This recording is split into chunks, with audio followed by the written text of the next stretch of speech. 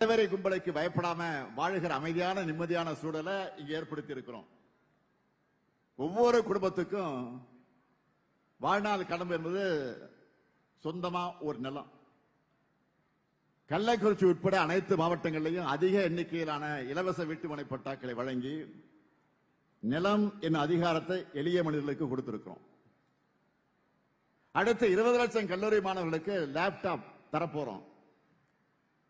அதுவும் ஏஐ என்கிற செயற்கை நுண்ணறிவு சந்தாவோட கொடுக்க போறோம். இதெல்லாம் சொல்ல சொல்ல எனக்கு மூச்சு வாங்குது. ஆக மூச்சு வாங்க அளவுக்கு மேஜர் சாதனைகளை இவ்வளவோ செஞ்சுக்கிட்டு இருக்கிறோம். இதுல எதையாவது திராவிட மாடலுக்கு எதிரானவர்கள் கூட மறுத்து பேச முடியாது. எல்லாமே ப்ரூவன் ட்ராக் ரெக்கார்டு. எந்த துறை எடுத்துக்கிட்டாலும் சாதனைகள். ஒன்றிய அரசு வெளியிடக்கூடிய தரவரிசை எல்லாத்திலையும் நம்பர் 1 ரேங்க் நம்ம தான். உலக அளவிலான விருதுகள்.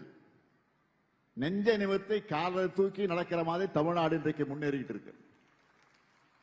நான் கேட்கிறேன், இதுல 5% ஆவது அதிமுக ஆட்சி காலத்தில் நடந்ததா?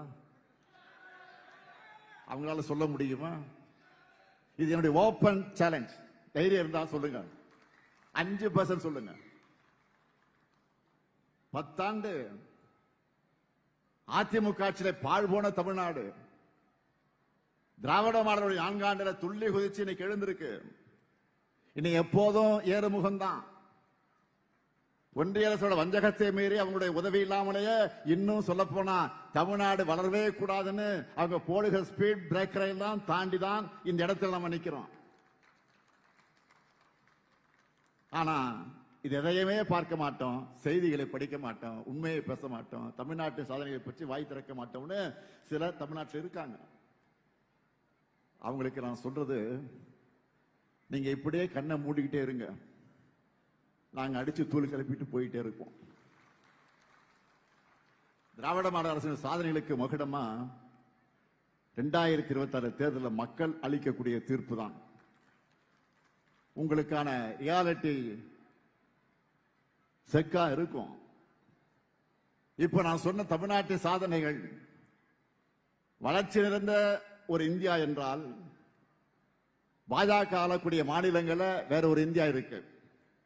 வறுமை, மத வன்முறை, கும்பல் படுகொலைகள், கல்வியை கெடுக்கக்கூடிய முயற்சிகள், வேலை வாய்ப்பின்மை, இதுதான் பாஜகவுடைய இந்தியா. கிறிஸ்துமஸ் அன்னைக்கு கூட மாற்றுத்திறனாளிகளை, குழந்தைகளையும் தாக்கக்கூடிய மோசமான சூழலை பாஜக அரசு உருவாக்கி இருக்கு. இந்த மாடலை தான் தமிழ்நாட்டிலும் கொண்டு வரணும்னு பாக்குறாங்க. ஆனா நம்ம மக்கள் ரொம்ப உஷார். திருப்பரங்குன்ற தர்கா கொடியை முருக பக்தர்கள் வணங்குறாங்க. மதுரை சித்திரை திருவிழாவுக்கு வரக்கூடிய இந்து பக்தர்களுக்கு பள்ளிவாசல் மாடை இஸ்லாமிய சகோதரர்கள் ரோஸ் மில்க் கொடுக்கறாங்க. தை முதல் நாள் அன்னைக்கு தேவாலயத்தில் பொங்கல் வச்சு படைக்கிறாங்க. கிறிஸ்துமஸ், ரம்ஜான் வந்துட்டா இந்து நண்பர்கள்லாம் கேக் பிரியாணி எங்கன்னு உரிமையா கேட்கிறாங்க.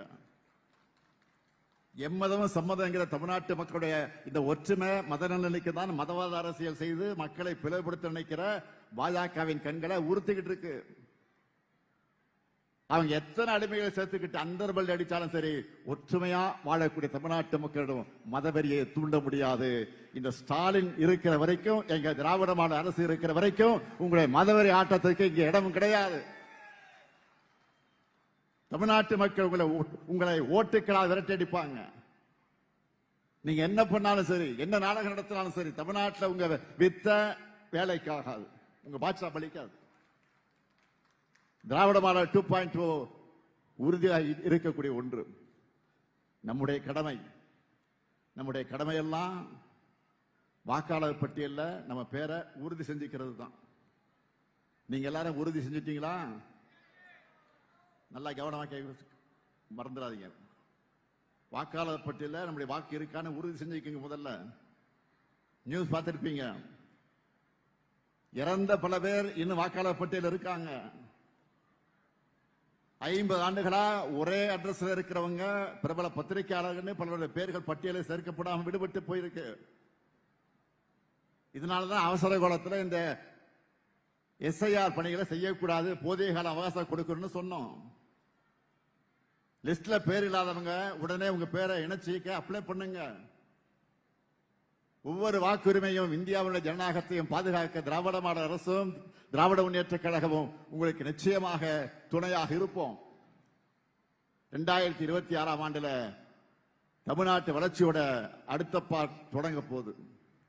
அதுக்கு நீங்க எல்லாரும் துணையா எப்பவும் இருக்கணும்னு கேட்டுக்கொண்டு, உங்கள் முதலமைச்சரா உங்களின் ஒருவனா கள்ளக்குறிச்சி மாவட்ட மக்களுக்கு என் நெஞ்சார்ந்த நன்றியை கூறி விடைபெறுகிறேன். நன்றி, வணக்கம்.